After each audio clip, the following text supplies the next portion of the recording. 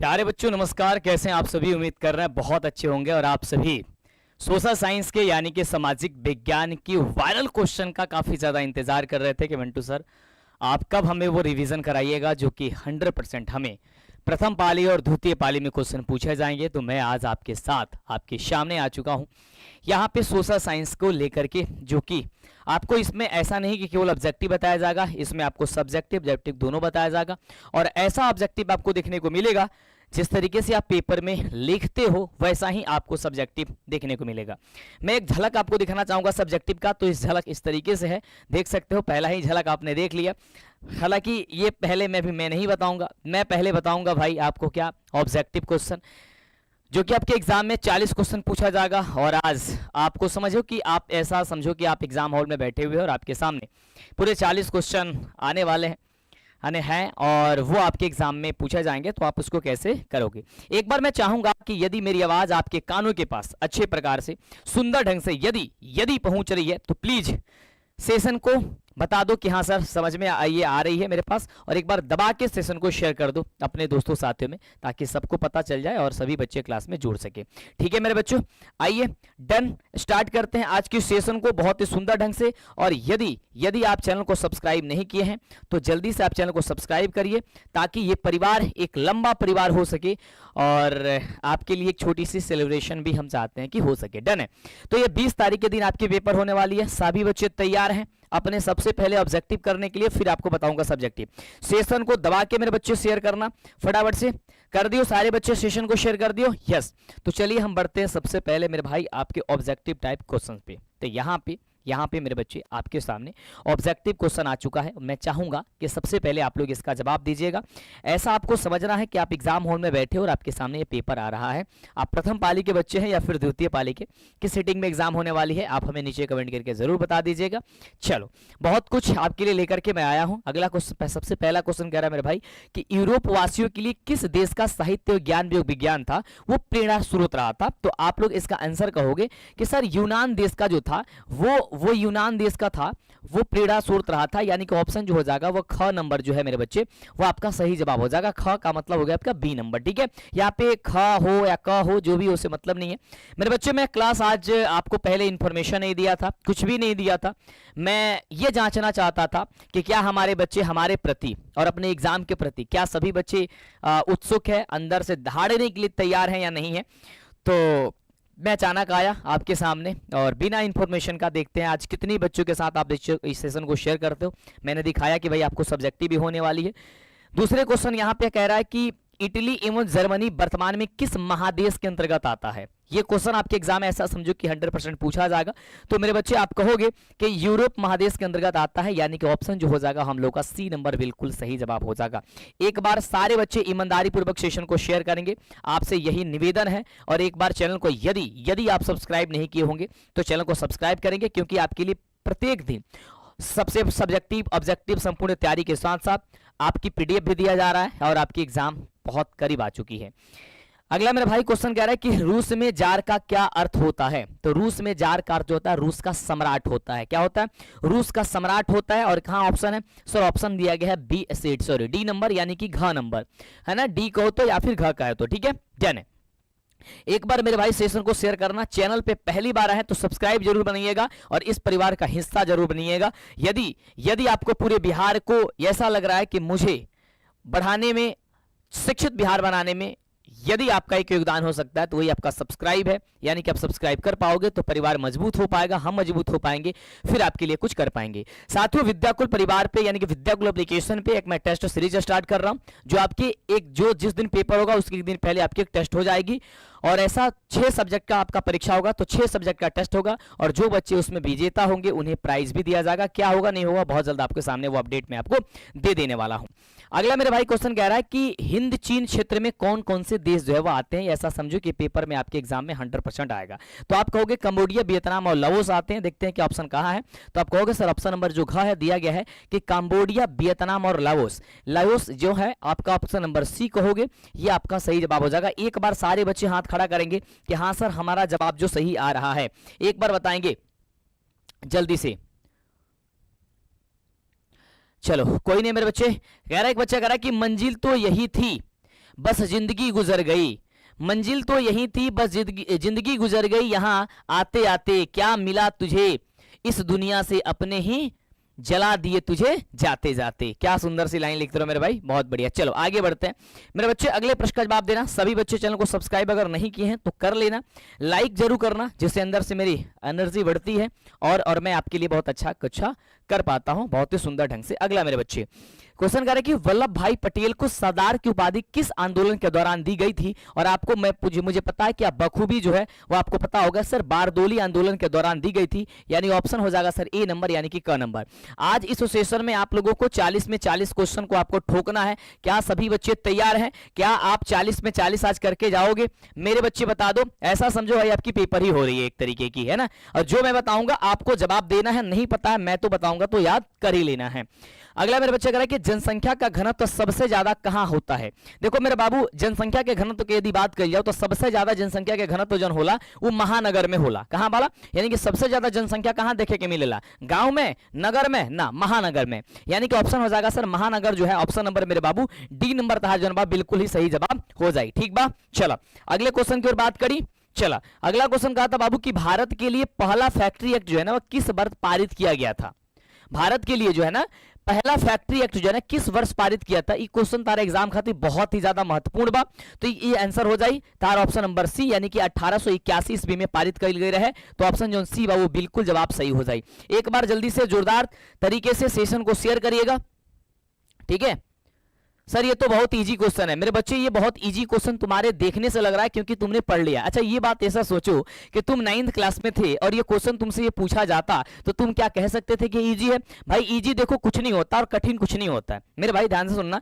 Easy कुछ नहीं होता है, कठिन कुछ नहीं होता है, सब कुछ एक समान होता है। पढ़ने वालों के लिए इजी हो जाता है और नहीं पढ़ने वालों के लिए कठिन हो जाता है। जिन बच्चों को ये क्वेश्चन इजी लग रहा है समझो कि उनकी तैयारी जो है ना 100% एकदम सही दिशा में है, 100% सही दिशा में है, क्योंकि आपको पता नहीं है कि मैं क्वेश्चन कहां से लेके आऊंगा, लेकिन उस क्वेश्चन का भी आप जवाब दे पा रहे हो। इसी प्रकार से जब आप पेपर में जाओगे तो आप जो है ना एक ही क्वेश्चन को आप आसानी से जवाब दे करके आ जाओगे। अगला देखो, तो इसीलिए तो देखते हैं अगर इजी तुम्हें लग रहा है तो क्या तुम 40 में 40 ठोकते हो या नहीं ठोकते हो, यानी कि 40 में 40 सही करते हो या नहीं करते हो। चलो मेरे बाबू अगला बात करते हैं। बहुत बढ़िया रोशन जी, क्या बात है, चलो बहुत बढ़िया। आयुष मिश्रा, सभी बच्चे हमारे साथ जुड़े हुए, फटाफट से सभी बच्चे कमेंट करेंगे, एक बार शेयर करेंगे सेशन को। कहले कि गिरमिटिया मजदूर बिहार के किस क्षेत्र से भेजे जाते थे। जो गिरमिटिया मजदूर थे वो बिहार के किस क्षेत्र से भेजे जाते थे, तो आप कहोगे कि सर पश्चिमी क्षेत्र से, जो गिरमिटिया मजदूर जो है भेजे जाया करते थे। किस क्षेत्र से, तो आपके पश्चिमी क्षेत्र से गिरमिटिया मजदूर मेरे बच्चे भेजे जाते थे। अगला क्वेश्चन बाबू तारा स्क्रीन बाबा क्वेश्चन का था कि वर्नाकुलर फ्रेश एक्ट से बचने के लिए किस पत्र ने रातों रात अपनी भाषा ही बदल दी थी। और ये क्वेश्चन आप लोग बखूबी याद करके रखे होंगे कि अमृत बाजार पत्रिका जो था उसने क्या किया था, अपनी जो है ना वो रातों रात क्या कर दिया, अपनी भाषा को बदल दिया था। सोचो रातों रात यदि कोई चीज हो जाए तो कितनी अचंभक की बात है ना, बहुत अचंभा होता है ना कभी कभी। यस चलो आगे बढ़ते हैं। क्या बात है भाई, लाइव चैट जो है ना बहुत धीमे आ रहा है मेरे में। चलो अगले बात करते हैं। कह रहा मेरे बच्चे की पूर्ण स्वराज की मांग का प्रस्ताव कांग्रेस के किस अधिवेशन में पारित हुआ था। मेरे बच्चे ये क्वेश्चन आपके लिए बहुत बहुत बहुत बहुत ज्यादा खास है। तो आप कहोगे सर लाहौर अधिवेशन में हुआ था। कौन सा अधिवेशन में, तो सर लाहौर अधिवेशन में हुआ था। किस अधिवेशन में मेरे बच्चे, तो आप कहोगे सर लाहौर अधिवेशन में हुआ था। अगला देखो मेरे बच्चे, अगला क्वेश्चन बहुत ही प्यारा है और कह रहा है कि भारत के किस स्थान पर पहला परमाणु ऊर्जा केंद्र को स्थापित किया गया था। तो आप कहोगे कि पहला जो था वो परमाणु ऊर्जा केंद्र जो स्थापित तो तारापुर में किया गया था। कहां, तारापुर में। कहां किया गया था बाबू, तो तारापुर में कल गई रहे। अगला देखो, कहा था कि प्राकृतिक गैस किस खनिज के साथ पाया जाता है। जो प्राकृतिक गैस होला वो कौना खनिज के साथ पावल जाला, तो तू कह दिए कि वो पेट्रोलियम के साथ पावल जाला, यानी कि पेट्रोलियम हो जाए ऑप्शन नंबर बी, है ना, यानी ऑप्शन नंबर ख नंबर आपका बिल्कुल ख नंबर आपका बिल्कुल सही जवाब हो जाए। अगला था क्वेश्चन की ऊर्जा का गैर पारंपरिक स्रोत क्या है। और मैं गारंटी दे रहा हूं उस प्रश्न का, आपके एग्जाम में एक क्वेश्चन टकराएगा, या तो आपसे पूछ सकता है ऊर्जा का पारंपरिक स्रोत या कुछ पूछ सकता है ऊर्जा का गैर पारंपरिक स्रोत। तो गैर पारंपरिक स्रोत की बात, सॉरी मेरे बच्चे बात करते हैं तो आपका हो जाएगा सर सौर ऊर्जा। ये गैर पारंपरिक स्रोत होता है सौर ऊर्जा, यानी कि ऑप्शन जो हो जाएगा वो घ नंबर हम सभी का क्या हो जाएगा सर, बिल्कुल सही जवाब हो जाएगा। अगला कह रहा है कि भोपाल त्रासदी में किस गैस का रिसाव हुआ था। भोपाल त्रासदी में किस गैस का रिसाव हुआ था, तो मेरे बच्चे कहेंगे सर मिथाइल आइसोसाइनाइड का हुआ था। किसका हुआ था सर, मिथाइल आइसोसाइनाइड का हुआ था। यानी ऑप्शन नंबर जो हो जाएगा वो सी नंबर बिल्कुल ही सही जवाब हो जाएगा। क्या आप लोग इसके क्वेश्चन के जवाब जानते हो? यस। एक बच्चा कह रहा है कि सर एग्जाम हॉल में हम किस पेन से लिख सकते हैं, क्या मैं ब्लैक पेन से लिख सकता हूं या नहीं? तो देखो मेरे बच्चे, आप ब्लैक पेन ब्लू पेन दोनों से लिख सकते हो, लेकिन वो पेन जो है ना आपका बाल पेन होना चाहिए। बशर्ते मैंने इसके लिए शॉर्ट वीडियो भी बना करके दे दिया है, उसमें समझा दिया है कि कैसे क्या करना है। जो भी आपको हेडिंग देना है वो ब्लैक पेन से देना है, और जो आपको आंसर राइटिंग करना है वो से आपको ये ब्लू पेन से करना है। सभी बच्चे सहमत है? सभी बच्चों को बात पता है? यस। आगे बात करते हैं मेरे बच्चे। अगला क्वेश्चन जो है ना बहुत ही प्यारा है, और प्यारा क्वेश्चन आपके स्क्रीन पे कह रहा है कि फल्टा विशेष आर्थिक क्षेत्र कहाँ स्थित है। फल्टा विशेष आर्थिक क्षेत्र बाबू कहाँ स्थित बा, तो तू कह दबा कि सर पश्चिमी बंगाल में स्थित बा। कहाँ मेरे बच्चे सर, पश्चिमी बंगाल में स्थित है। यानी ऑप्शन नंबर मेरे बच्चे हो जाएगा सर बी नंबर, ऑप्शन हो जाएगा बी नंबर सही जवाब। एक बच्चा कह रहा है कि सर 13 नंबर गलत जवाब है। मैं देख लेता हूं, ऐसा हो नहीं सकता है कि आंसर गलत हो, है ना, शायद आपने ही कहीं आपने गलत पढ़ लिया होगा, है ना। क्या बात है मेरे बच्चे? कह रहा है कि देखो गैर पारंपरिक स्रोत कह रहा है यार, तो गैर पारंपरिक स्रोत का मतलब है कि जिसे पुनः प्राप्त किया जा आपका, या देखो गैर पारंपरिक स्रोत का मतलब जो हमारे पूर्वज जो है ना, जिसे हम लोग इस्तेमाल या फिर नहीं किया जा सकता है, वो होता है। यानी कि जो सौर ऊर्जा है वो आपका, देखो ऐसे देखने से भी अलग लग रहा है मेरे बच्चे। देखो कोयला, विद्युत और पेट्रोलियम, ये सबसे यदि अलग हटके देखोगे तो आपका सौर ऊर्जा होगा। गैर पारंपरिक स्रोत ये होता है। डन है? तो आपको इसमें टेंशन नहीं लेना, यदि आपने कहीं गलत देख लिया हो तो उसे आप लोग छोड़ देना और इसे आंसर को याद करना। चलो, ये फल्टा विशेष आर्थिक क्षेत्र कहाँ स्थित है? अभी मैंने आपको बताया क्या सर, पश्चिमी बंगाल में है। यानी ऑप्शन हो जाएगा सर ख नंबर आपका बिल्कुल सही जवाब। अगला देखो, कह रहा है कि संजय गांधी जैविक उद्यान किस नगर में स्थित है। संजय गांधी जैविक उद्यान मेरे बच्चे किस नगर में स्थित है? आप लोग बताओगे सही फटाफट से जवाब, तो आप कहोगे सर संजय गांधी जो हो जाएगा वो पटना में हो जाएंगे। कहां पे हो जाएंगे मेरे बच्चे? कहोगे सर संजय गांधी जो होगा वो पटना में होंगे।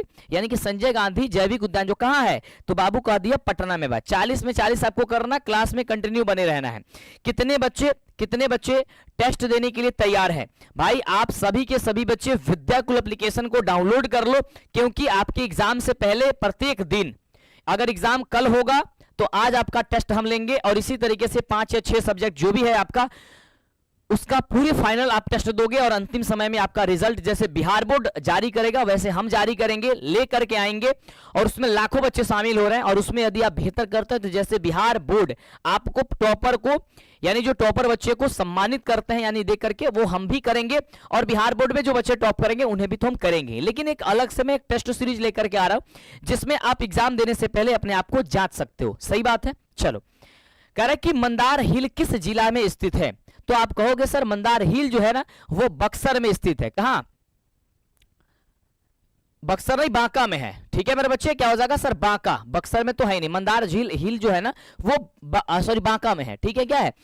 बांका में, बक्सर नहीं बांका में है। डन। अगला कह रहा है कि उच्च प्रदर्शन के लिए हाईसूर विधि का जो विकास है वो किसने किया था? तो मेरे बच्चे आप कहोगे सर लेहमान ने किए थे। कौन? सर लेहमान, यानी कि ख, यानी कि बी नंबर जो है आपका सही जवाब हो जाएगा। यहां तक सभी बच्चों का सही है। तो एक बार एक बच्चा कह रहा है कि सर उस टेस्ट में सब्जेक्टिव होगा। मेरे बच्चे देखो ऑनलाइन माध्यम से सब्जेक्टिव टेस्ट कराना थोड़ी सी कठिन हो जाती है, क्योंकि रिजल्ट जारी करने में थोड़ा देरी हो जाएगा। लेकिन इस पे मैं एक बार विचार करूंगा, क्योंकि बिहार बोर्ड में या पूरे अगर बात करते हैं ऑनलाइन के क्षेत्र में, तो एक हम यानी कि विद्याकुल परिवार, हम का मतलब विद्याकुल और विद्याकुल का मतलब हम होता है ना। तो जब भी हम कहें तो मत समझना विद्याकुल, विद्याकुल कहे तो हम, और हम कहे तो आप, है ना। यानी कि हम तीनों का कॉम्बिनेशन सिर्फ एक है। तो यानी कि हम लोगों ने ही, यानी कि आप लोगों ने ही विद्याकुल परिवार को इतना बड़ा बनाया, हमें बड़ा बनाया, जो भी चीजें हैं, यानी कि आप एजुकेशन के फील्ड में आपने इस चीज को बेहतर माना समझा, तो उस पर हम लोगों ने सब्जेक्टिव टेस्ट भी लॉन्च किया हुआ है। ठीक है, लेकिन मैं इस बार अभी ये चाह रहा हूं कि आप ऑब्जेक्टिव की टेस्ट दे करके आप उसमें बेहतर करो। लेकिन मैं इस पर विचार करूंगा, अभी इस पर चर्चाएं चल रही है, सब कुछ हो चुकी है, फिक्स है। बस मुझे अनाउंसमेंट करनी है कि किस टाइम पेपर आपकी मतलब टेस्ट होगी, और टेस्ट कब होंगी, और कितने क्वेश्चन की टेस्ट होंगी, और आपका रिजल्ट किस दिन जारी होगा, या और क्या प्राइज आपको दिया जाएगा, इसकी जांच आपको, मतलब इसकी जानकारी में बहुत जल्द आपको दे देने वाला हूं। ठीक है, तब तक आप लोग इंस्टॉल करके रख लो विद्याकुल एप्लीकेशन को। आप प्ले स्टोर पे जाओगे, विद्याकुल सर्च करोगे तो वहां पे मिल जाएगी। डन है, चलो चलो मेरे बच्चे, अगला कह रहा है कि सासाराम नगर का विकास हुआ था। मेरे बच्चे, सासाराम नगर का विकास जनबा वो बाबू भई रहे मध्य युग में। कहां भई रहे? मध्य युग में, यानी ऑप्शन हो जाए ए नंबर। अगला कहता है कि सीमेंट उद्योग के सबसे प्रमुख कच्चा माल क्या है, और ये क्वेश्चन सबसे ज्यादा बार कभी एग्जाम में पूछा जाता है। तो सीमेंट उद्योग के सबसे जो कच्चा माल होला वो बाबू होला कहदा चुन्ना पत्थर। कौन सी होला बाबू? चुन्ना पत्थर। अच्छा, 20 में 20 किसने किसने सही किया? एक बार जिसने 20 में 20 सही किया है वो थम्स अप करेंगे, वो लाइक करेंगे, मतलब कि अब लाइक इमोजी भेजेंगे फटाफट से और बताएंगे कि हमने इतना कर लिया है। डन है मेरे बच्चे? और ये भी बताएंगे सर आप विद्याकुल एप्लीकेशन को डाउनलोड किया या नहीं किया। आप विद्याकुल एप्लीकेशन को डाउनलोड करोगे, मैं हाथ जोड़ करके विनती कर रहा हूं कि उसमें एक भी पैसा नहीं लगेगा।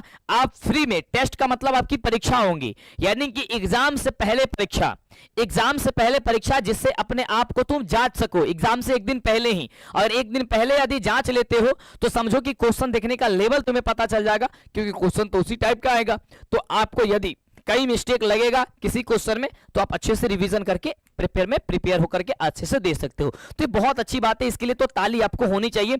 और ये जानकारी आप बिहार के हर एक बच्चों को जरूर बताइए कि विद्याकुल एप्लीकेशन को डाउनलोड करिए। वहां पे एक चीज जो है ना मैं लेकर के आ रहा हूं। अगला कह रहा है मेरे बच्चे 21 नंबर प्रश्न कि भारत में राष्ट्रीय स्तर पर पंचायती राज की स्थापना कब हुई थी। इसके लिए आप चैनल को सब्सक्राइब कर लो, नोटिफिकेशन बेल आइकन को जरूर ऑन करना जिससे नोटिफिकेशन मिले। कई बार ऐसा होता है हमारे बच्चे कि आपको नोटिफिकेशन नहीं मिलता है, तो आपको पता ही नहीं चलता है मंटू सर लाइव आए हैं नहीं आए हैं, क्लासेस चल रही है नहीं चल रही है। डन है मेरे बच्चे? यस। कह रहे कि भारत में राष्ट्रीय स्तर पर पंचायत राज की स्थापना कब हुई थी, तो आप कहोगे सर 1959 में हुई थी, यानी मेरे बच्चे जो हो जाएगा ऑप्शन नंबर ए जो है वो सही जवाब होगा। अगला, बिहार में पंचायती राज का स्वरूप क्या है, तो बाबू बिहार में पंचायती राज की यदि स्वरूप के बात कही जाओ तो में ग्राम पंचायत भी होला, जिसमें पंचायत में मुखिया सरपंच होते हैं, पंचायत समिति यानी कि जो बीडीसी होता है, जो हम लोग आमतौर पे बीडीसी बोलते हो ना, तुम लोग भी, हम लोग तो बीडीसी बोलते हैं।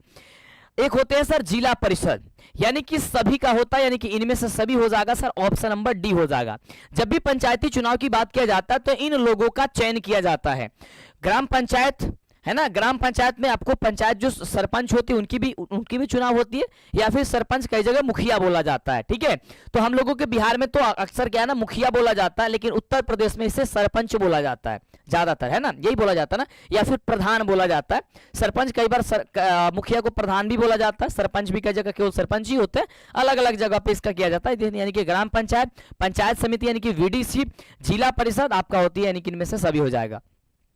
चलो अगला क्वेश्चन कह रहा है कि इंडिका पुस्तक के लेखक कौन है। बाबू इंडिका पुस्तक के लेखक यदि बात कही जाओ तारा एग्जाम में तो क्या कहबा, तो कहबा सर मेगा अस्थनीज हो जाएंगे। क्या हो जाएंगे सर? मेगा अस्थनीज हो जाएंगे, यानी मेरे बब्बू ऑप्शन क्या हो जाएगा सर? ए नंबर सही जवाब हो जाएगा। डन है मेरे भाई? यस। तो एक बार सभी बच्चे सेशन को लाइक कर दो प्यारे बच्चों जल्दी से, और एक बार शेयर भी कर दिया करो फटाफट से जल्दी से।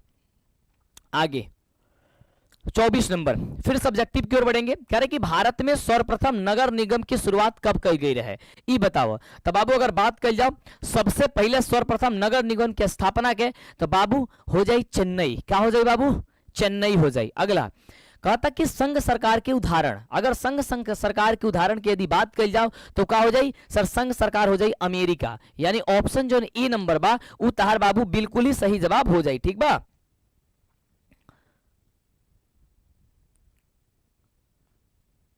एक बच्चा कह रहा है कि बदल जाओ वो वक्त के साथ, या फिर वक्त बदलना सीखो, मजबूरियों को मत कोसो, हर हाल में चलना सीखो।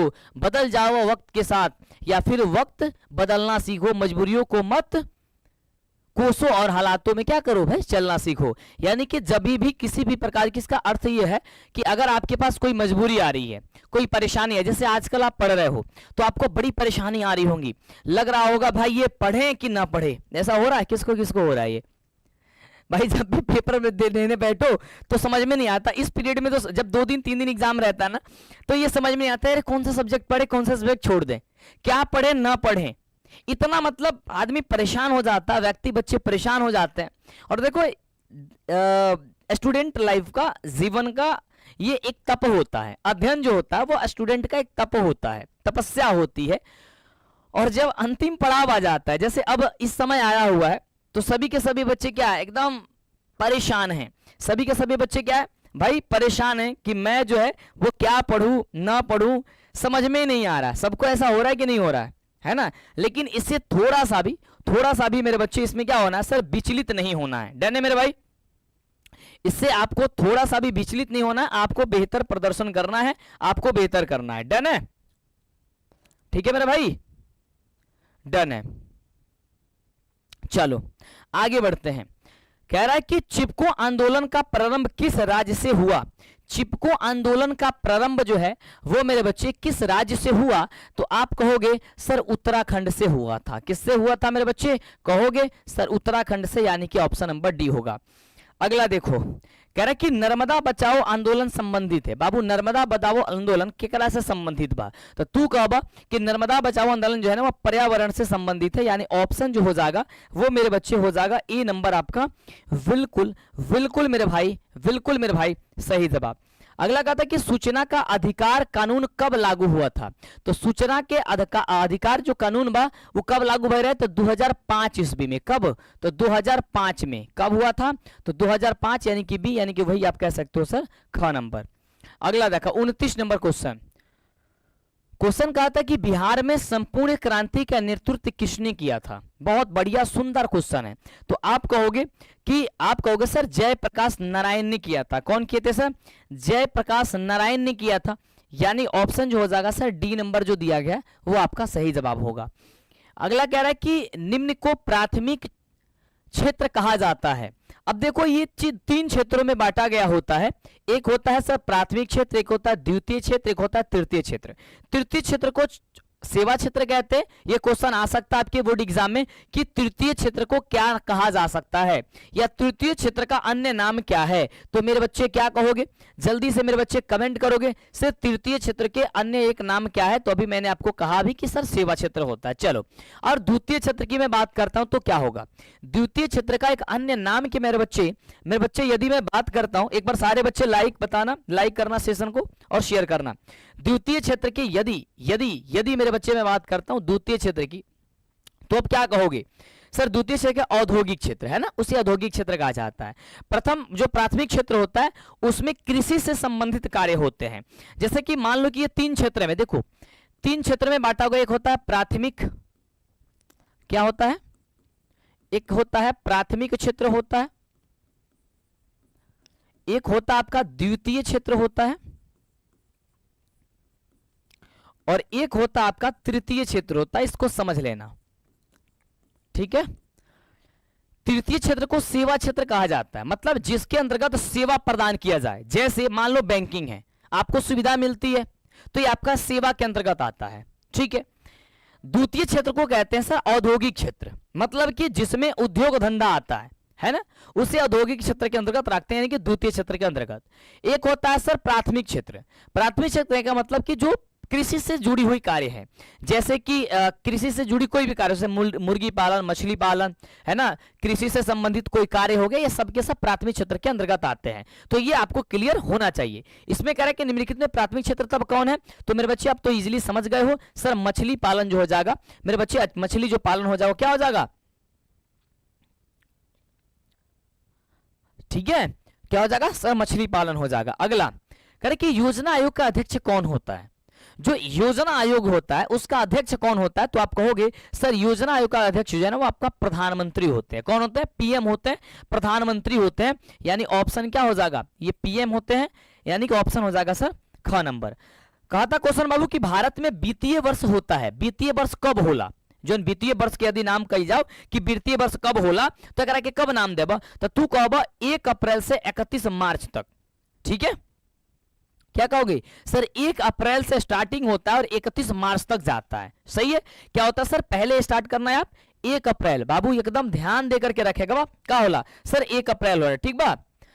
क्वेश्चन बाबू आपको कह रहा हूं, आयुष मिश्रा कह रहा है कि जिंदगी हमेशा उदासी का नाम नहीं होती, जिंदगी कभी उदासी का नाम नहीं होती, इसमें तो खुशियां भी लाखों होती है, इसमें खुशियां भी तो लाखों होती है, आपके दिल की इतनी गहरी बात सभी को समझ में तो जरूर आती है। बहुत ही सुंदर। चलो अगला क्वेश्चन। अब ये देखो जो अगला क्वेश्चन आ रहा है मेरे बच्चे, ये क्वेश्चन आपके एग्जाम के दृष्टिकोण से मेरे भाई सबसे ज्यादा अगर मैं बात करता हूं ये इंपॉर्टेंट है। वह ऐसा इसलिए है क्योंकि अक्सर देखा जाता है कि आपके पेपर में मेरे भाई हमेशा ये पूछा ही जाता है। कह रहा है कि दादा भाई नौरोजी ने सर्वप्रथम राष्ट्रीय आय का अनुमान कब लगाया था? दादा भाई नौरोजी ने सर्वप्रथम राष्ट्रीय आय का अनुमान कब लगाया था? तो आप कहोगे सर 1869 ईस्वी में लगाया था। कब लगाया था मेरे बच्चे? कहोगे मंटू सर 1868 ईस्वी में। 78 बोल देते हैं हम, क्या 68 होगा, ठीक कर रहे हैं, 68 पे बोल रहे हैं 78। डन है, कोई नहीं मेरे बच्चे, माफ करना, 1868 ईस्वी में हुआ था। और जितने भी मेरे बाबू मैं प्रश्न बता रहा हूं कहीं ना कहीं आपके एग्जाम के दृष्टिकोण से सबसे ज्यादा खास है, क्योंकि इस समय आपको वही क्वेश्चन कराए जाते हैं जो आपके पेपर में एग्जैक्ट पूछे जाते हैं। और आपको पता होनी चाहिए कि पूरे बिहार में यदि सबसे ज्यादा किसी का क्वेश्चन टच करता है बोर्ड एग्जाम में, वो आपके प्यारे से मंटू सर का है। एक बार फिर से इस बार भी बहुत रिसर्च के बाद से मैं लेकर के आने जा रहा हूं, मतलब इसके बाद से जैसे पेपर स्टार्ट होगा उसके बाद से जो टकराने वाला क्वेश्चन है वो आपके एग्जाम के लिए आएगा। तो मैं सभी बच्चों से अनुरोध कर रहा हूं कि मैं 2 सेशन लेकर के आऊंगा प्रत्येक दिन, मैंने पेपर स्टार्ट होने से पहले। आज ही सुन लो मेरे बच्चे कब कब होने वाली है। अच्छा तुम ही बताओ मेरे बच्चे, एक बच्चा कह रहा सर ग्राफ पेंसिल से बनाना है। हाँ भाई मैंने कल के ग्राफ पढ़ाया था ना, कल ही पढ़ाया था ना, नहीं आज पढ़ाया था, सुबह में मॉर्निंग में पढ़ाया था ना ग्राफ।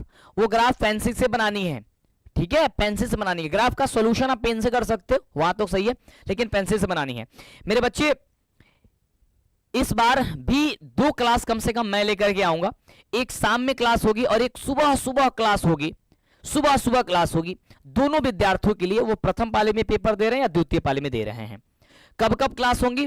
एक क्लास आपकी होंगी शाम को 6 बजे से, यानी कि 6:10 या 15 से स्टार्ट हो जाएगी, जब हमारे बच्चे जो है ना वो पेपर दे करके आएंगे, यानी कि जैसे वो आएंगे घर पे तब से वो स्टार्ट हो जाएंगे। कहोगे तो सेशन में 7 बजे से मिलूंगा ताकि सभी बच्चे क्या हो जाएंगे, फ्री हो जाएंगे, ठीक है।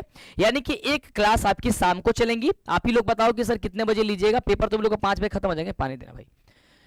पेपर कितने बजे खत्म हो जाएगी मेरे बच्चे? आप लोग बताओ, द्वितीय पाली के बच्चों का पेपर कितने बजे खत्म होगा? अरे बोल मेरे भाई फटाफट से, कितने बजे पेपर खत्म होगा? सर 7 बजे लेके आइएगा। अच्छा वो डिसाइड हम लोग कर लेंगे,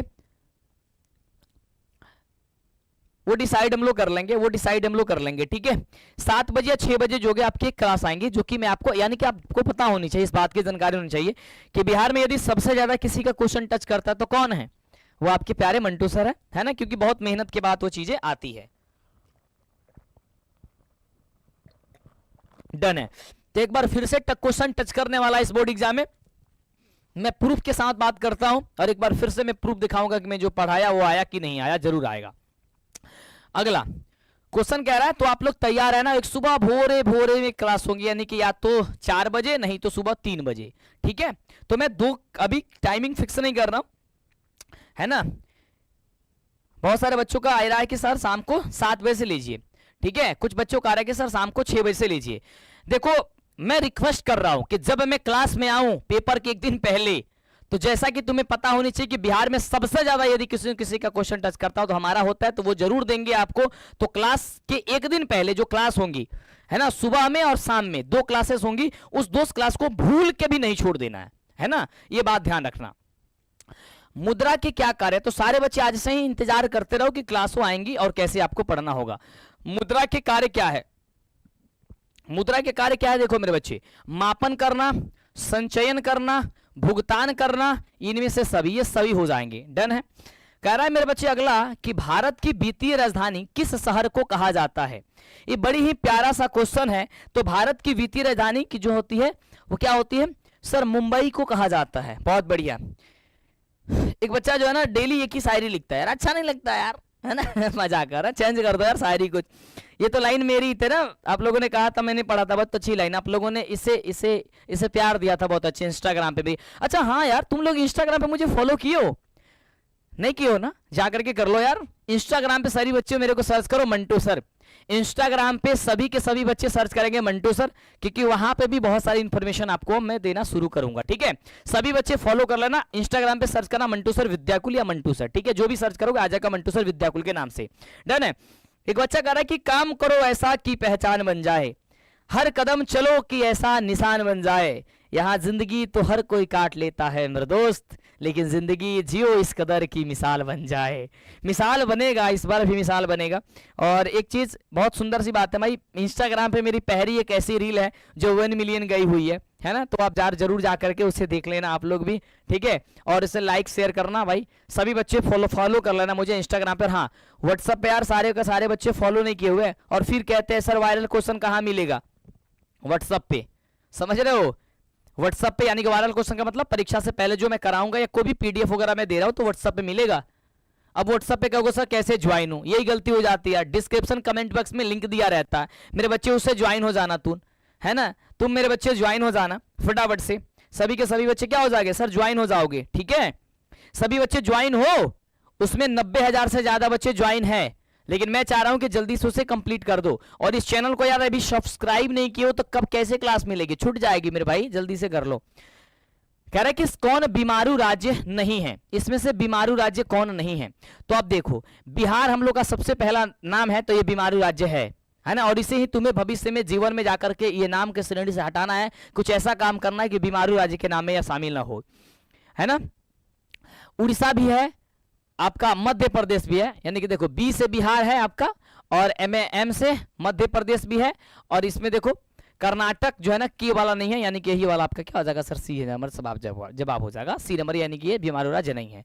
इनमें से कौन बहुराष्ट्रीय कंपनी नहीं है, बाबू क्वेश्चन कहता है कि बहुराष्ट्रीय कंपनी जो बा इनमें से कौन नहीं है, जल्दी बताओ दादा का। Ford Motors, Samsung, Coca Cola और संतोष, तो संतोष हो जाएंगे। देखो ये जो फोर्ड मोटर्स है ये एक बहुराष्ट्रीय कंपनी है, सैमसंग जो है वो बाबू एक बहुराष्ट्रीय कंपनी है, कोका कोला यो बहुराष्ट्रीय कंपनी है। कोका कोला किस ब्रांड के आता है, थम्सअप ब्रांड के कोका कोला होता है, देखे हो थम्सअप, अब तो आ रहा है महीना आ रहा है एकदम पेप्सी वाला, है ना, पेप्सी जो होता है कोका कोला पीने वाला। लेकिन ये संतोष कंपनी है, एक छोटी मोटी जो भी ये कंपनी है, लेकिन ये बहुराष्ट्रीय कंपनी नहीं है। संतोष का पहले रेडियो आया करता था, हम बहुत बचपन में थे तो पहले ये सब युग नहीं चलता था, है ना, तो हमारे समझ में रेडियो था, तो हम संतोष कंपनी के रेडियो खरीदे हुए थे, लेकिन वो गिर के टूट गया, समझ रहे हो। मैं पढ़ने गया था, आकर के पता घर पे जब आ रहे हैं तो पता चला वो रेडियो टूट गया है। अगला, भारत में उपभोक्ता संरक्षण अधिनियम कब घोषणा की हुई थी, कब बाबू घोषणा भई रहे, तो तू कहबा कि सर 1986 ईस्वी में भई रहे। तो ये बात याद रखो, आपको 3 चीज करना है।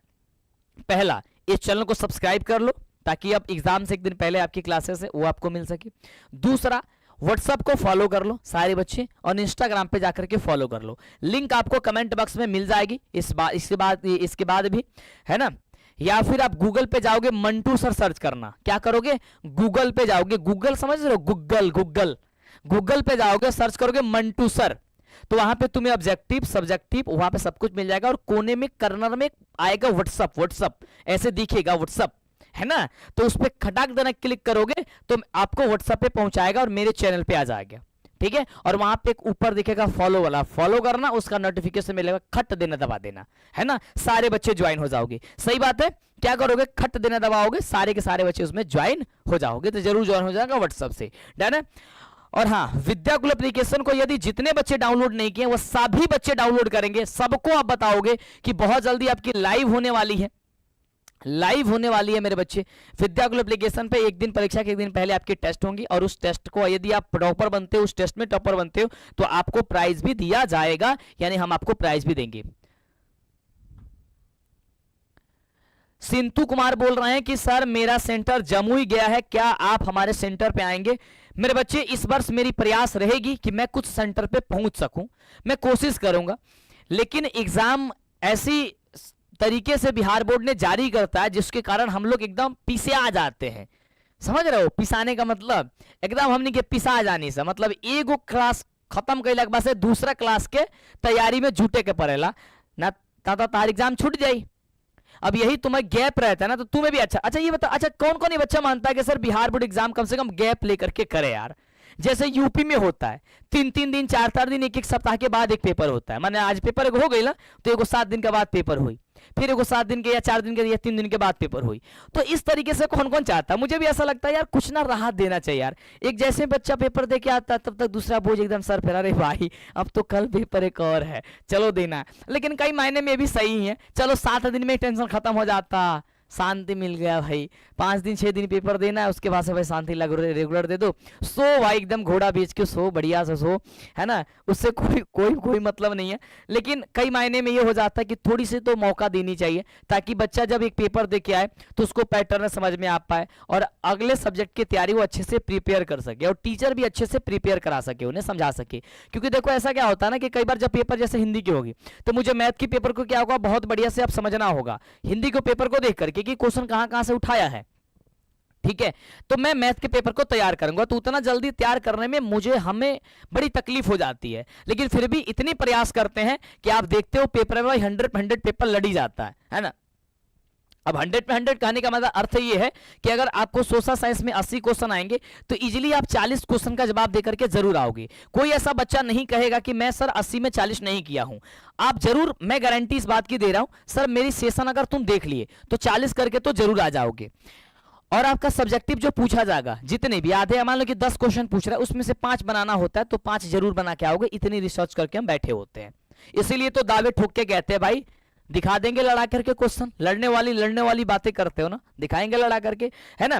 तो लेकिन ये अपडेट सारी चीजें देखो, कई बार ऐसा होता है ना, अचानक से कोई सेशन लेकर के आ जाते हैं हम, अचानक से क्या ना कि बहुत सारी चीजें मिल जाती है, तो इसलिए कहते हैं कि तुम व्हाट्सएप से जुड़े रहो और चैनल को सब्सक्राइब किए रहो, ताकि जैसे हम आए तुम्हें मिले खटाक तुम ग्रहण कर लो। ऐसा ना तुम्हें 4 घंटे के बाद पता चले कि सब कुछ हो गया है ना, फिर दिक्कत हो जाएगा। इसलिए मैं कह रहा हूं, डन है मेरे बच्चे?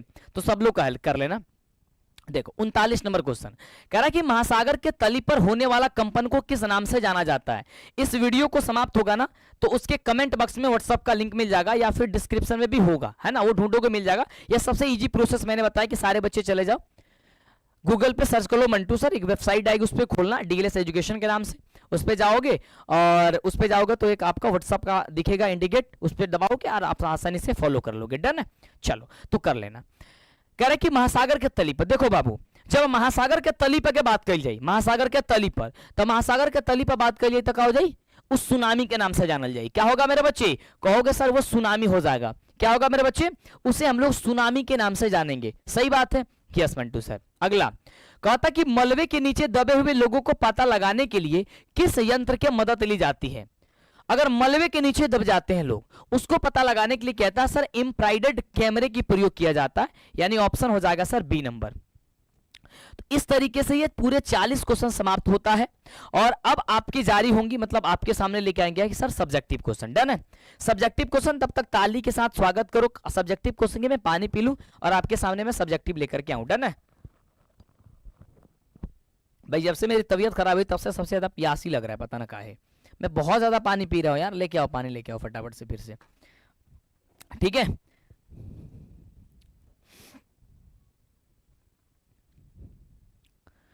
वक्त चाहे कितना भी बुरा क्यों ना हो, तेरा साथ हो तो हर वक्त स्वर्ग से भी कम नहीं। महादेव, वक्त चाहे कितना भी बुरा क्यों ना हो, तेरा साथ हो तो हर वक्त स्वर्ग से भी कम नहीं। बहुत ये बात सही है भाई।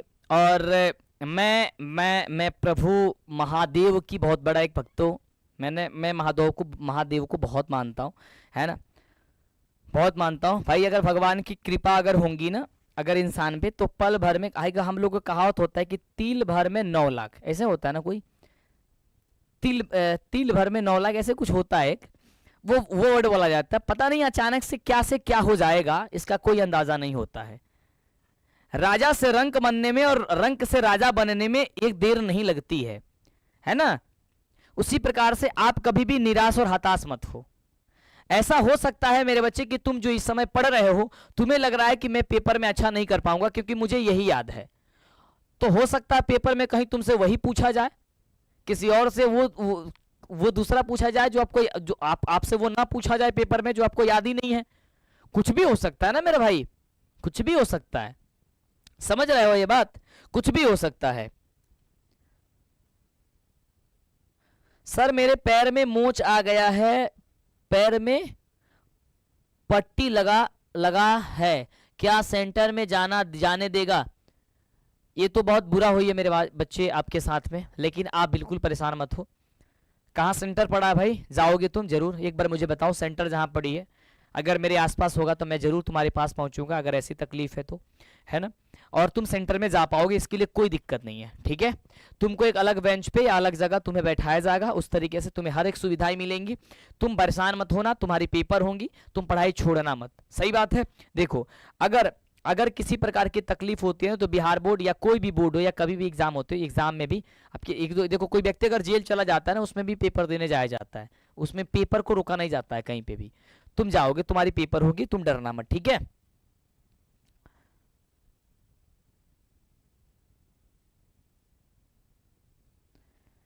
चलो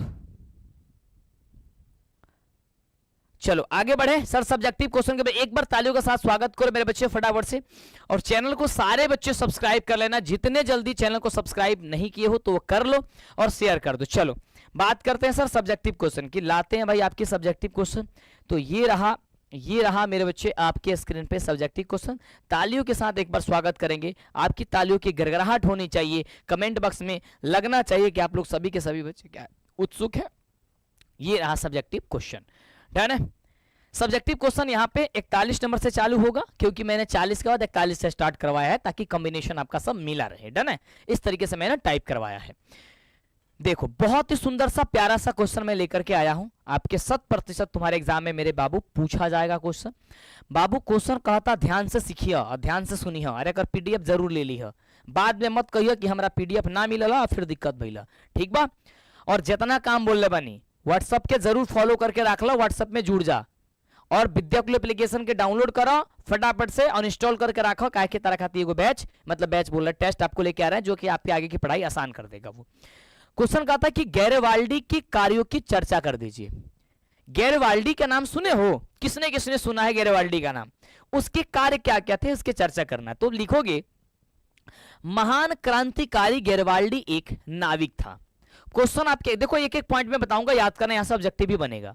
आपके एग्जाम में पूछा गया कि गैरिबाल्डी पेशे से क्या था, तो क्या कहोगे? सर नाविक था। और इसी तरीके से लिखोगे भी कि महान क्रांतिकारी गैरिबाल्डी एक नाविक था। प्रारंभ में यानी कि शुरू में वह मेजनी के विचारों से समर्थक था, यानी कि जो मेजनी साहब थे उनके विचारों से वो बहुत ज्यादा क्या था, प्रभावित, मतलब प्रभावित बोले मतलब तो समर्थक था, है ना, यानी कि जो बोलते थे उसे वो मानता था। लेकिन बाद में काबूल के विचारों से प्रभावित होकर के संवैधानिक राजतंत्र की वकालत करने लगा। बाद में ऐसा हुआ, ध्यान से सुनना, बाद में ऐसा क्या हुआ कि उसने जो काउंट काबूल थे उसके बातों से यानी कि उसके विचारों से प्रभावित हो गया और संवैधानिक राजतंत्र की जो है वकालत वो उसने करने लगा। उसने अपने स्वयं सेवकों की एक सेना बनाई। गैरिबाल्डी ने किया क्या कि एक स्वयं सेवकों की संगठन, ये स्वयं सेवकों की एक संगठन बनाई। स्वयं सेवक संगठन का मतलब होता है, स्वयं मतलब होता है अपने आप, सेवक मतलब होते हैं जो दल में उसमें हिस्सा लेते हैं, उसको एक क्या कर लिया सर, एक सेना बना लिया और बनाई और सिसिली तथा नेपल्स पर आक्रमण कर दिया। क्या कर दिया? सिसिली और आपको क्या कर दिया, नेपल्स पर आक्रमण कर दिया। बाबू यहां से तुम्हारे पेपर में यह भी पूछा जा सकता है कि जो गैरिबाल्डी था वो कहां पे आक्रमण किया था, तो आप कहोगे कि सिसिली तथा नेपल्स पर आक्रमण कर दिया। वहां गणतंत्र की स्थापना की और वहां पे किया कि वहां पे गणतंत्र की स्थापना कर दिया। काउंट काबूल द्वारा रोम पर आक्रमण की गई योजना के विरोध के कारण गैरिबाल्डी ने रोम अभियान को त्याग दिया। सुनो क्या क्या ये चीजें नहीं किया, तो इसके कार्य कैसे लिखोगे? क्या किया इन्होंने? काउंट काबूल द्वारा रोम पर जो आक्रमण की गई थी उसकी जो योजना थी उसके विरोध के कारण गैरिबाल्डी ने क्या किया, रोम अभियान को त्याग दिया, मतलब उसके हटा दिया, त्याग दिया कि भाई नहीं, ये नहीं। दक्षिण इटली के जीते गए क्षेत्र को बिना किसी संधि के, यानी कि बिना किसी संधि के, संधि का मतलब होता है बिना किसी मिलाप के, बिना किसी चीज के, क्या किया, विक्टर इमैनुअल को सौंप दिया और विक्टर इमैनुअल को प्रधानमंत्री को घोषित भी कर दिया था। त्याग और बलिदान की सर्वोच्च मिसाल देते हुए उसने अपनी सारी संपत्ति राष्ट्र को ही सौंप दिया। समझ रहे हो? तो इस तरीके से कितनी सटीक तुम्हारी आंसर है, ये आंसर अपने एग्जाम में लिखोगे, तुम्हारे 100% जो है मेरे बच्चे, 100% तुम्हारे एग्जाम में ये क्वेश्चन देखने को मिलेंगे और आप लिखोगे। एक बच्चा कह रहा है कि बेहतर से बेहतर की तलाश करो, मिल जाए नदी तो समंदर की तलाश करो, टूट जाता है शीशा पत्थर की चोट से, टूट जाए पत्थर एक ऐसा शीशा तलाश करो। बहुत सुंदर मेरे बच्चे, बहुत सुंदर, बहुत अच्छी लाइन लिखी आपने।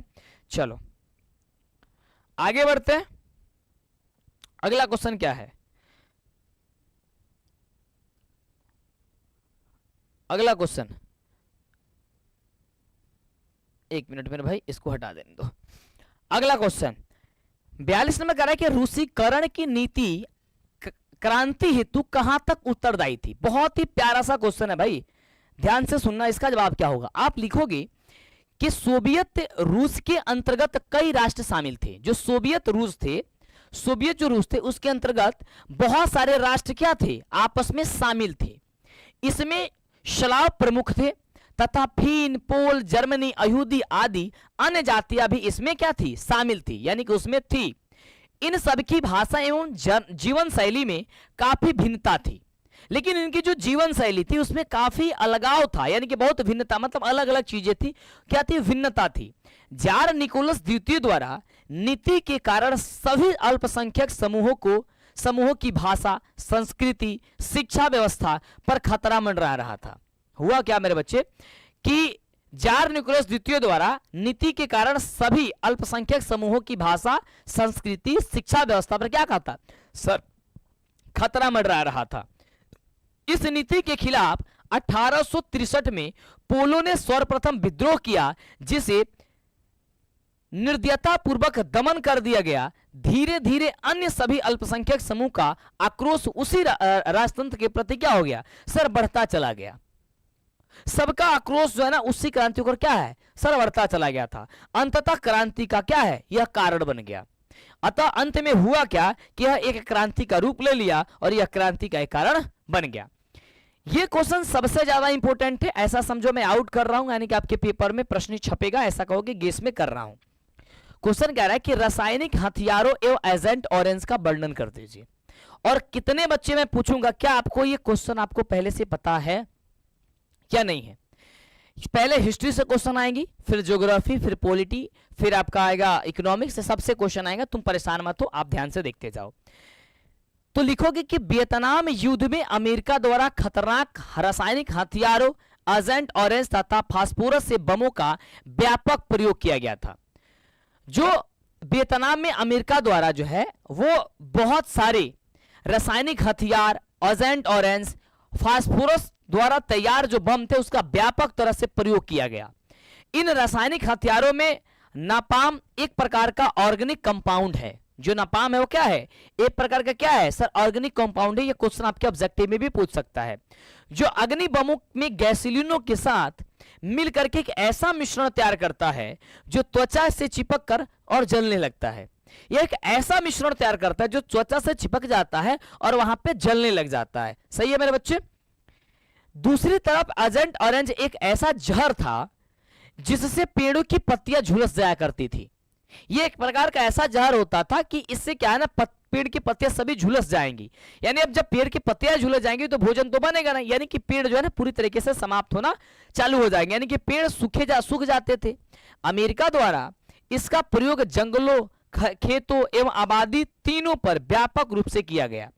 इस जहर का असर आज भी वहां विकलांगता का रूप में देखा जाता है और इस जहर का ऐसा प्रभाव पड़ा कि आज भी वहां पे विकलांग के रूप में वहां पे उस चीज को क्या किया जाता है सर? देखा जाता है। अगला देखो, क्वेश्चन कह रहा है कि बिहार के चंपारण आंदोलन पर एक टिप्पणी लिख दीजिए। है ना बड़ी कमाल की क्वेश्चन? यस। तो ध्यान से सुनना, एक बार सारे बच्चे लाइक और सेशन को शेयर करना। तो लिखोगे कि ब्रिटिश शासन के दौरान बिहार में निहिले गोरों द्वारा 3 कठिया व्यवस्था स्थापित की गई, जिसमें किसानों को भूमि के 3/20 हिस्से पर नील की खेती करनी पड़ती थी। जो उनकी भूमि थी उसके 3/20वें हिस्से पे ही क्या करनी पड़ती थी सर, वो नील की खेती करनी पड़ती थी। नील की खेती से भूमि बंजर होने लगती थी। जब भी नील की खेती किया जाएगा तो वहां की जो भूमि होगी वो कैसी हो जाएंगी सर, बंजर हो जाने लगेगी। देखिए बंजर होने लग जाती थी। इसी कारण चंपारण के एक किसान राजकुमार शुक्ल ने महात्मा गांधी को चंपारण आने का अनुरोध कर दिया। उन्होंने कहा, एक पत्र लिखा और कहा महात्मा गांधी से कि आप जो है ना चंपारण आ जाइए। किसने? तो राजकुमार शुक्ल ने। यह बात जरूर याद करके रखना। वर्ष 1917 में जब गांधी जी चंपारण आए, अब ये क्वेश्चन पूछा जा सकता है कि गांधी जी चंपारण कब आए थे, तो आप लिखोगे सर 1917 ईस्वी में। उन्हें क्या कर लिया गया सर, गिरफ्तार कर लिया गया कि अरेस्ट कर लिया गया। लेकिन बाद में उन्हें रिहा भी कर दिया गया, यानी कि बाद में उन्हें बाहर भी कर दिया गया था, तथा किसानों की समस्याओं का जानने की छूट दे दी गई और यह कहा गया कि आप किसानों की जो समस्या है उसे आप जान सकते हैं, परख सकते हैं। समस्या को समझने के बाद महात्मा गांधी के दबाव में चंपारण एग्रीयन कमेटी का गठन किया गया और इस कमेटी ने 3 कठिया व्यवस्था तथा अन्य कर को समाप्त करने की क्या हुआ, वो सिफारिश की, है ना। और इस आंदोलन में डॉक्टर राजेंद्र प्रसाद, गोरख प्रसाद, ब्रजेश किशोर प्रसाद की भी महत्वपूर्ण जो है वो भूमिका इसमें रही थी। तो अगर आता है चंपारण आंदोलन के बारे में क्वेश्चन लिखना, मतलब इसका आंसर लिखना सॉरी, तो आप इजीली आसानी तरीके से, बहुत ही सुंदर तरीके से आप इसे लिख सकते हो। डन है, यहां तक सही है। एक बार सारे बच्चे सर थम्स अप करना।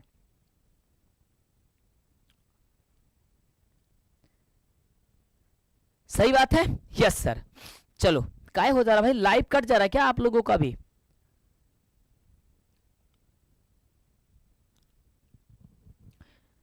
एक बच्चा कह रहा है सर क्या पढ़े और क्या ना पढ़े समझ में नहीं आ रहा है, डर भी लग रहा है और कोई उपाय बता दीजिए गुरुदेव।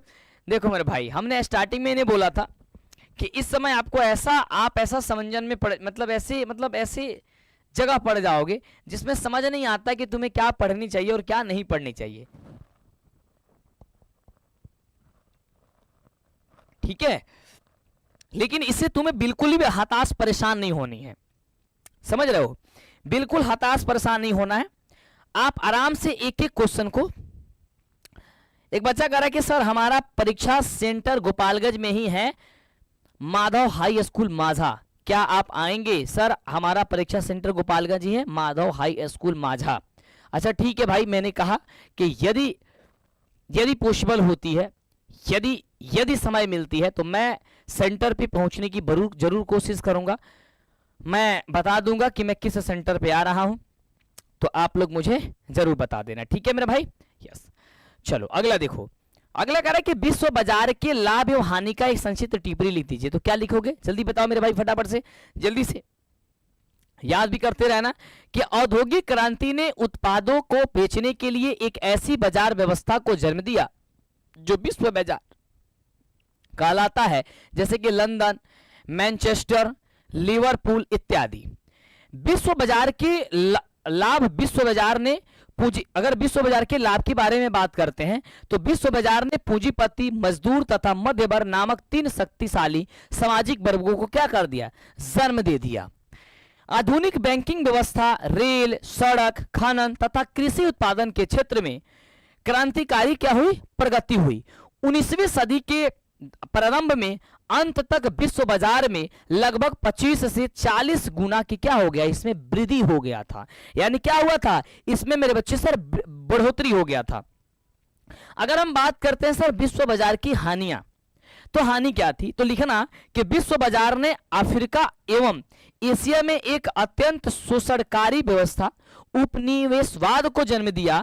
विभिन्न देशों के स्थानीय लघु या कुटीर उद्योगों को एक व्यवस्थित नीति के तहत समाप्त कर दिया गया। विश्व बाजार ने गरीब तथा भुखमरी जैसे मानवीय संकट को भी क्या कर दिया सर, ये जन्म दे दिया। जब विश्व बाजार आई, इसके कारण भुखमरी जैसी समस्या भी आपको देखने को मिली। तो ये आएगा विश्व व्यापार के लाभ और हानि, तो आप इजिली क्या कर सकते हो मेरे बच्चे, लिख सकते हो। अगला प्रश्न देखो, कोयला के विभिन्न प्रकार के नाम लिखिए। अच्छा, किसको किसको कोयला के प्रकार का नाम पता है? किसको किसको कोयले का प्रकार का नाम याद है? एक बार मेरे को ये बताना।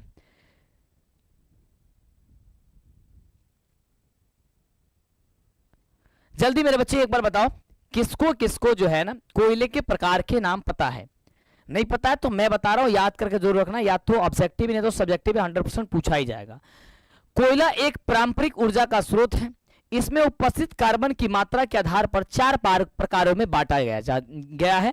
देखो, एक होता है एंथ्रासाइट की कोयला, ठीक है, एक होती है बिटुमिनस, तीसरा होती है लिग्नाइट और चौथा होती है आपका पिट कोयला। जो एंथ्रासाइट कोयला होती है सबसे उच्च कोटि की कोयला होती है, यानी कि बात करते हैं यहां पे जो लिखा गया, मैं उसको समझा देता हूं पढ़ के।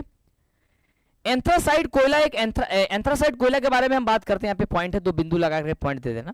एंथ्रासाइट कोयला सर्वोत्तम कोटि का कोयला होता है जिसमें कार्बन की मात्रा 90% से अधिक होती है। यानी कि सबसे ऊंचा कोटि का जो कोयला होता है वो क्या है? एंथ्रासाइट है। और इस कोयले में यदि कार्बन की मात्रा के बारे में बात करते हैं तो क्या होती है? लगभग 90% से भी ज्यादा होती है। यह अत्यधिक ऊष्मा देने के कारण धातु गलाने के काम आता है। इसे कोकिंग कोयला भी कहा जाता है। अब तुम्हारे एग्जाम में यहां से क्वेश्चन उठा सकता है कि कोकिंग कोयला किसे कहा जाता है, तो आप मेरे बच्चे क्या कहोगे? सर आप कहोगे, आप एंथ्रासाइट कहोगे। लेकिन एंथ्रासाइट का उपयोग आमतौर पे किस में किया जाता है? तो अत्यधिक जो है ना उष्मा होती है इसमें, तो धातु को गलाने के लिए कार्य किया जाता है, यानी कि धातु डालते डालते भाई गल जाए, इतनी उसमें उष्मा होती है। दूसरा होती है आपका बिटुमिनस। बिटुमिनस कोयला के बारे में बात करते हैं तो वैसे कोयले जिसमें कार्बन की मात्रा 70 से 90% के बीच में होती है। इसमें कितने कोयले होती है सर? ये कार्बन की मात्रा तो 70 से 90% होती है तक हो, उसे बिटुमिनस श्रेणी में कहा जाता है।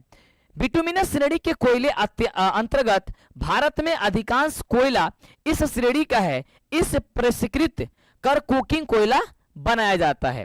और इसको बात से क्या है? इसको परिष्कृत कर करके कोकिंग कोयला भी से बनाया जाता है। किसे? बिटुमिनस कोयला को। तीसरा होता है सर लिग्नाइट कोयला। अगर हम लिग्नाइट कोयला के बारे में बात करते हैं तो यह निम्न श्रेणी का कोयला माना जाता है।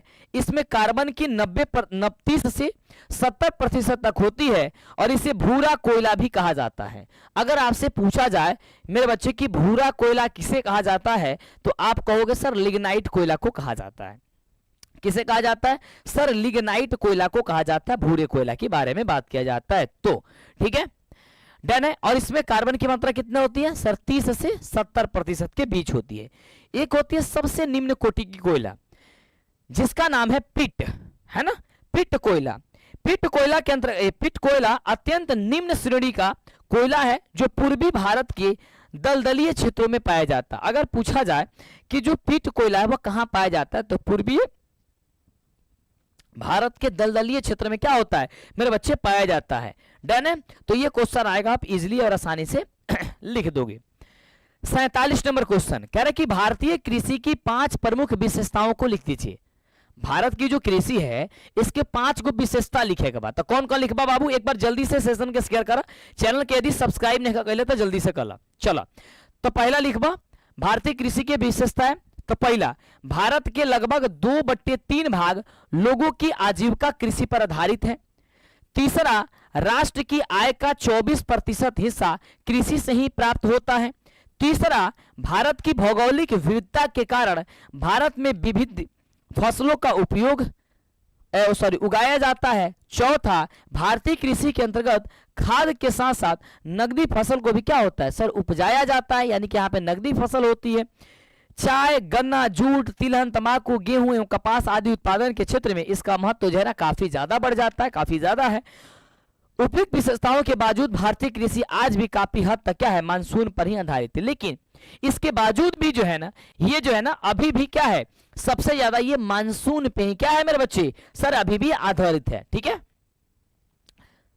चलो आगे बढ़ते हैं। अगला क्वेश्चन कह रहा है कि सार्वजनिक एवं निजी उद्योग में अंतर को स्पष्ट कर दीजिए।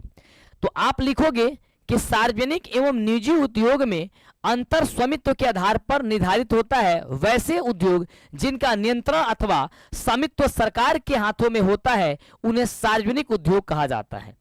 यानी कि सार्वजनिक उद्योग उसे ही कहा जाता है मेरे बच्चे जो किसमें होता है? जो सरकार के, जिसका नियंत्रण तथा स्वामित्व जो होता है वो सरकार यानी कि गवर्नमेंट के हाथों में होती है। उदाहरण स्वरूप उदाहरण स्वरूप ये गलत यहाँ पे टाइप हो चुका है, इसको मिटा दो। ठीक है, जैसे बरौनी खाद कारखाना इत्यादि वो क्या है सर, इसके प्रमुख उदाहरण है। जिन उद्योग संस्थाओं का स्वामित्व निजी हाथों में होता है अथवा किसी खास व्यक्ति या व्यक्तित्व के हाथों में होता है, उसे निजी उद्योग कहा जाता है। अब इजीली और आसानी तरीके से समझ सकते हो भाई कि जौन कार्य अपना हाथ में यानी कि निजी व्यक्ति के केहू के हाथ में होला वो करके निजी कहा जाए, है ना, यानी कि निजी उद्योग कहा जाएगा। ऐसे उद्योग सरकार के नियंत्रण से बाहर होते हैं तथा पर्याप्त लाभ कमाते हैं। उदाहरण स्वरूप रिलायंस इंडस्ट्री हो गई, गोदरेज हो गया, रेमंड हो गया, एसीसी सीमेंट हो गया, बिड़ला समूह के हो गए, ये सभी के सभी क्या है, ये आपका निजी है, यानी कि जिसमें निजी व्यक्ति का स्वामित्व होता है, अधिकार होता है, हक होता है, वो निजी होता है। जैसे रिलायंस इंडस्ट्री जो है ना वो हो गई, जैसे कि मान लो कि गोदरेज वाला हो गया, रेमंड का कपड़ा देखते हो रेमंड वाला हो गया, सारे के सारे निजी के अंतर्गत आते हैं। अगला कर कि भारत के निर्यात और आयात की जाने वाली वस्तुओं का उल्लेख कर दीजिए। ये क्वेश्चन आपके एग्जाम में पूछा जाएगा। ठीक है, ठीक है मेरे बच्चे, कह रहा है कह रहा कि भारत के निर्यात और आयात की जाने वाली वस्तुओं का क्या कर दीजिए सर, उल्लेख कर दीजिए।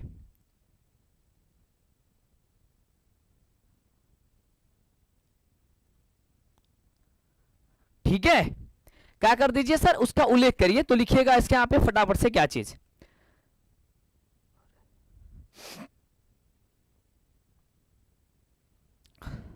डन है।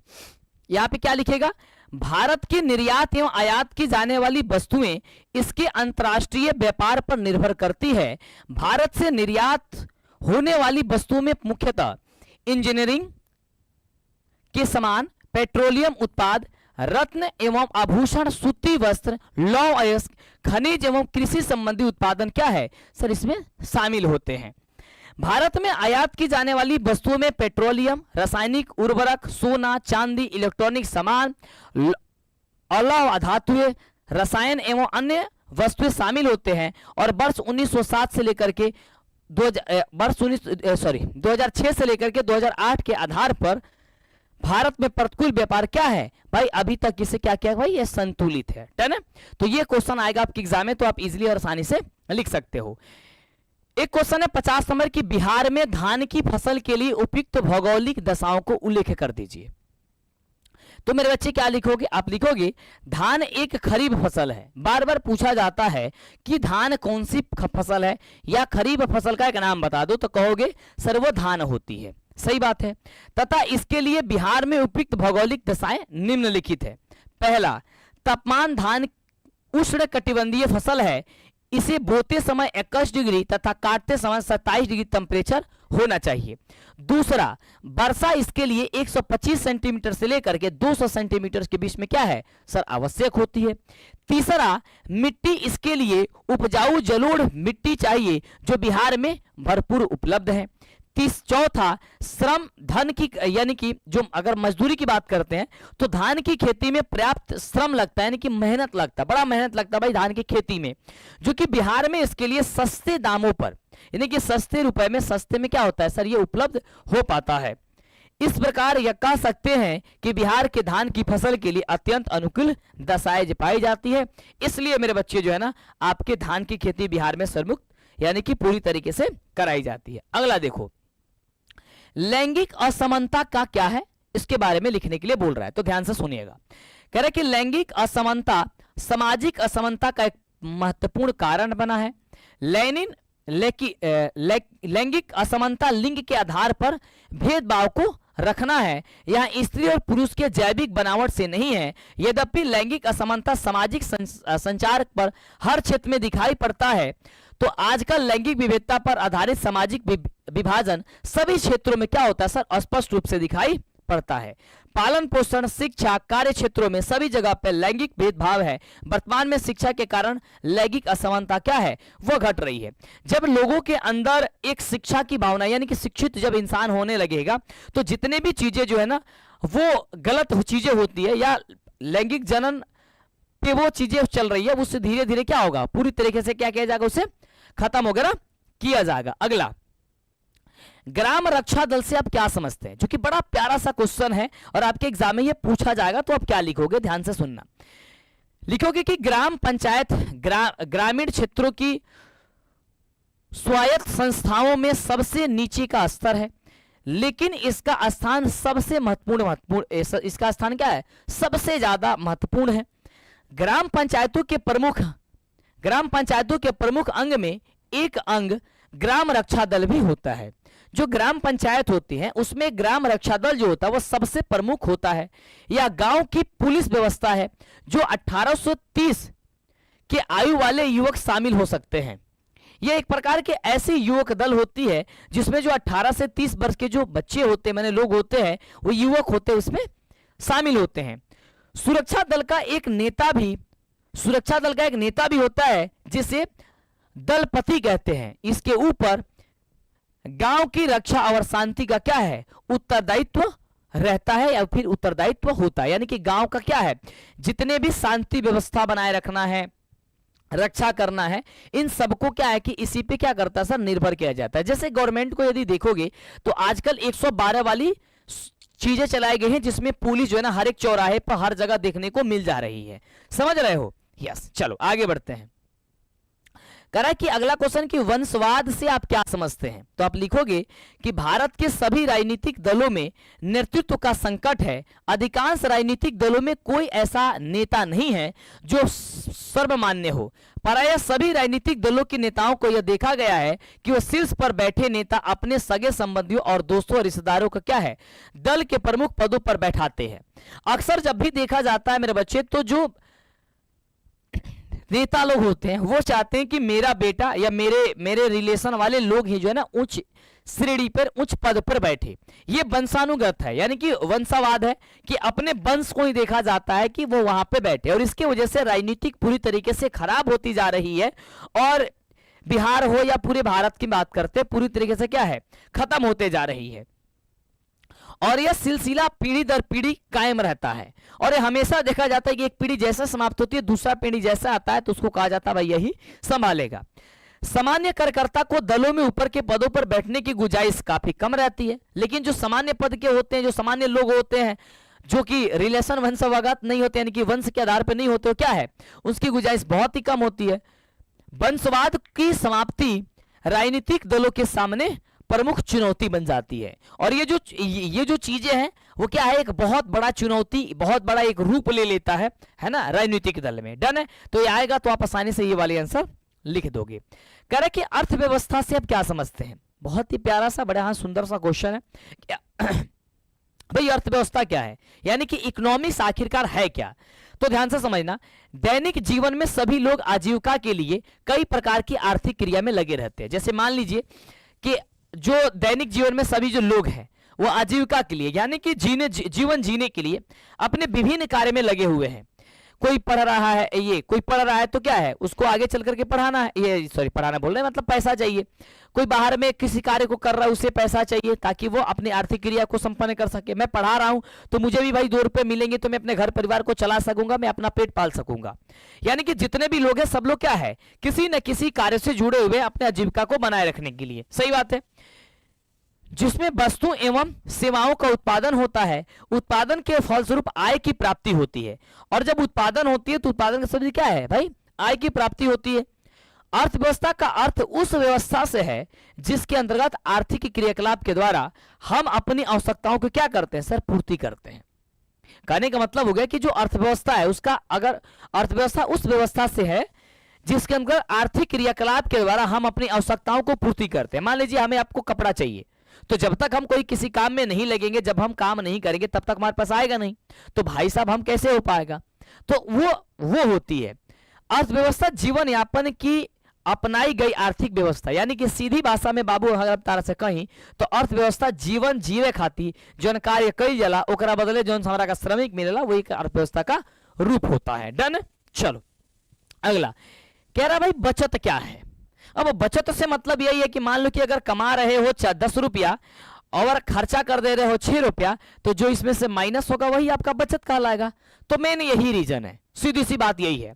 यानी कि हम अपनी आय, जो हमारी आय हो रही है, आय को वस्तुएं सेवाओं पर खर्च कर देते हैं जिसे उपभोग कहते हैं, और जकरा हमनी के खर्च कइल जाला ओकरा के उपभोग कहल जाला। ठीक बा।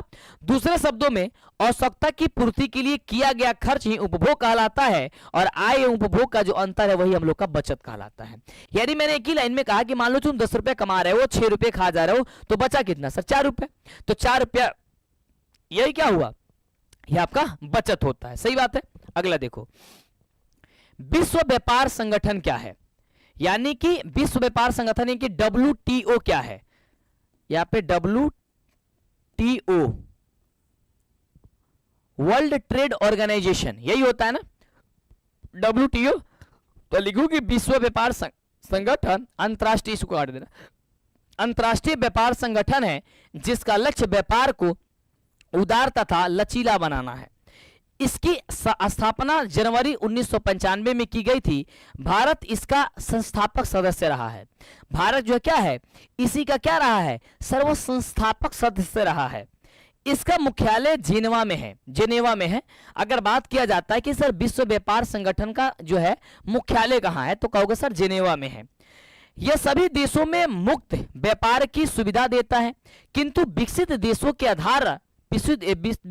के द्वारा कुछ व्यापार अवरोध कभी कभी पैदा किए जाते हैं। विश्व व्यापार संगठन के कारण आज सभी देशों के आपस में क्या है? व्यापार बढ़े हैं और रिश्तों में क्या है? मजबूती आई हुई है। विश्व व्यापार संगठन यानी कि वर्ल्ड ट्रेड ऑर्गेनाइजेशन यानी कि WTO के माध्यम से। तो ये आपका 56 नंबर प्रश्न है, ये आपको याद करना होगा, और अगर आपके एग्जाम में आएगा तो लिखना होगा। अगला करें कि बाढ़ की स्थिति में अपनाए जाने वाले आकस्मिक प्रबंधन का संक्षेप में वर्णन कर दीजिए। बाबू जन बाढ़ की स्थिति में जन अपनावे जाने वाला जन आकस्मिक प्रबंधन होला वो कौन कौन होला, एक बारे में लिखे के बा। तो तुम क्या लिखोगे? बाढ़ की स्थिति में पहला आकस्मिक कार्य बाढ़ से घिरे लोगों के जान की सुरक्षा करना है। इसके अलावा उनके मवेशियों को भी सुरक्षित एवं ऊंचे स्थान पर ले जाने का प्रयास करना चाहिए। इस कार्य के लिए कुशल नाविकों, नावों, रबर गुब्बारों तथा लाइफ जैकेट का पर्याप्त प्रबंधन होना चाहिए। जैसे मान लो कभी बाढ़ आ रहा है तो इस समय प्रमुख रूप से यानी कि वहां पे क्या आना चाहिए सर? कुशल नाविकों होना चाहिए, नाव होना चाहिए, रबर के गुब्बारे होना चाहिए, यानी कि उसमें डाले तो हमारा आसानी से डूबे नहीं, वो तैर के जा सके। लाइफ जैकेट भी होना चाहिए वहां पे। सुरक्षित स्थान पर पहुंचने के बाद लोगों तथा उसके बच्चों के लिए शुद्ध भोजन, स्वच्छ पेयजल, गर्म दूध की व्यवस्था भी करनी चाहिए। मान लो कि अगर वहां पे छोटे बच्चे हैं तो वहां पे भाई गर्म दूध की व्यवस्था होनी चाहिए। वहां पे लोग पहुंचे हैं तो स्वच्छ जल होना चाहिए, पेयजल, शुद्ध भोजन होना चाहिए, सारी चीजें होनी चाहिए।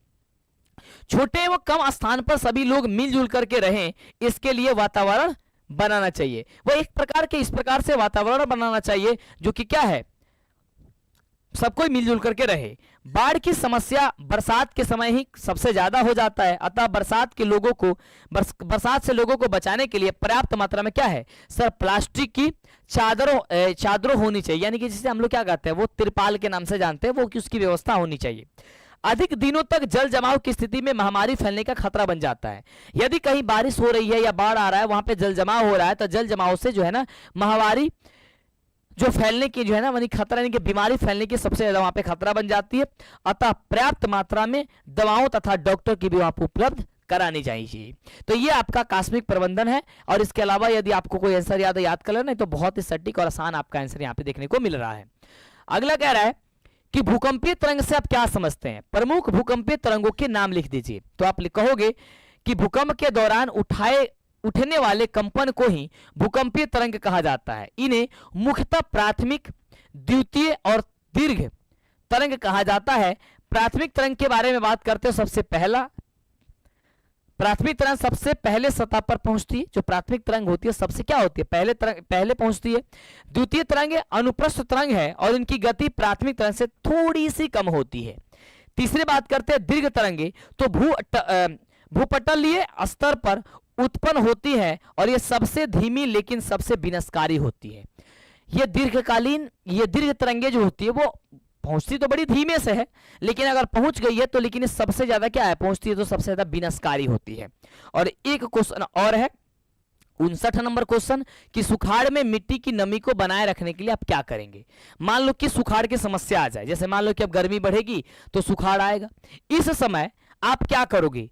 तो सुखाड़ की स्थिति में मिट्टी की नमी को बनाए रखने में निम्न कदम उठाने जाने चाहिए। पहला, मिट्टी पर घास एवं अन्य पौधों का आवरण रखना चाहिए। वृक्षारोपण के कार्य को बढ़ावा देना चाहिए ताकि बादल आकर्षित हो सके। हम लोग ज्यादातर क्या कर रहे हैं सर, हम लोग वृक्ष को काटे जा रहे हैं, ये गलत चीज है, इसको नहीं काटा जाना चाहिए। तीसरा, कम सिंचाई में तैयार होने वाले फसलों को लगाना चाहिए, जैसे मशरूम, नागफनी, ज्वार बाजरा, अन्य औषधियां पौधे इसमें लगाने जाने चाहिए। अगला, कृषि कार्य में स्प्रिंकल विधि से सिंचाई, यानी कि स्प्रिंकलर नहीं, मतलब कृषि कार्य में आपका होता है ड्रिप तंत्र, जिसके नाम जाना जाता है सर, ड्रिप तंत्र लिख लेना, ये आसान हो जाते हैं। ड्रिप तंत्र विधि से क्या है सर, सिंचाई करनी चाहिए।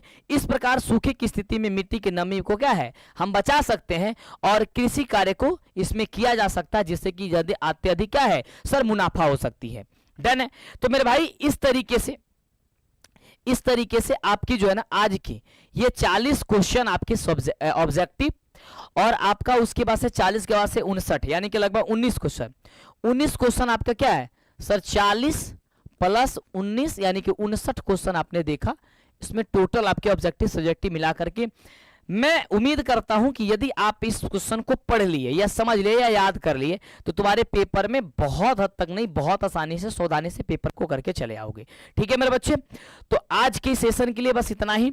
सुबह 6 बजे एक वीडियो मिलने वाली है, जिसमें मैं बता दूं आपको, हम ये बताएंगे कि अब परीक्षा हॉल में जाने से पहले आपको किन किन बातों को ध्यान रखनी है, यानी कि कौन सी 5 गलती नहीं करनी है जिससे आपको दिक्कत हो सकती है, आप परीक्षा हॉल से बाहर भी हो सकते हैं। OMR सीट, अटेंडेंस सीट कब मिलेगी, कैसे होंगी, कैसे आपकी आधे घंटे समय जो है ना बर्बाद हो जाएगा, और इसका ख्याल आपको मैथ के सब्जेक्ट में बड़ी सावधानी से रखनी होगी। यानी हम बात करते हैं ना, तो प्रत्येक दिन लगभग 20 से 30 मिनट आपको बिना मतलब के बर्बाद हो जाएंगे पेपर में, क्योंकि अलग अलग नियम होती है। उस नियम के अकॉर्डिंग कभी अटेंडेंस सीट आएगा भरने के लिए, कभी OMR सीट को भरने के लिए आएगा, तो आपको पहले बता देते हैं कि वो चीजें आप कैसे करके रखोगे जिससे कि आप गलती नहीं होगी, क्या क्या करना होगा, क्या क्या होगा, क्योंकि आप परीक्षा में जाने वाले हो और आप बेहतर उसे आप परीक्षा में आप अपना योगदान दे सको, इसके बारे में हम चर्चा करेंगे। धन्य मेरे ठीक है मेरे दोस्त, तो आपको सुबह में 6 बजे ये वीडियो मिल जाएंगी। मैं चाहूंगा कि आप सारे बच्चे सुबह 6 बजे आओ, और साइंस की क्लास सुबह 11 बजे चलेंगी, जो आपके प्रिय शिक्षक मनीष सर लेकर के आएंगे। और मनीष सर आपको पूरे ऑब्जेक्टिव और सब्जेक्टिव, हमने बोल दिया है कि ऑब्जेक्टिव और सब्जेक्टिव दोनों क्वेश्चन, दोनों क्लासेस को पूरी तरीके से, यानी कि कल साइंस की पूरी टेंशन तुम्हारी खत्म हो जाएगी। ठीक है मेरे दोस्त, तो आप लोगों से अनुरोध है कि आप कल के सेशन में जरूर आओ। इस सेशन को आप जल्दी से बताओ नीचे कमेंट करके, व्हाट्सएप से, हाँ एक बार और बोले, व्हाट्सएप से नहीं जुड़े तो जुड़ जाओ, इंस्टाग्राम पे फॉलो होने के लिए कर लो, और आप विद्याकुल एप्लीकेशन को जरूर डाउनलोड करिए, जिससे कि आप पेपर में आप बेहतर कर सको, यानी कि आपकी एक टेस्ट होगी तो वहां पे अच्छा स्कोर आप कर सके। ठीक है, थैंक यू सो मच।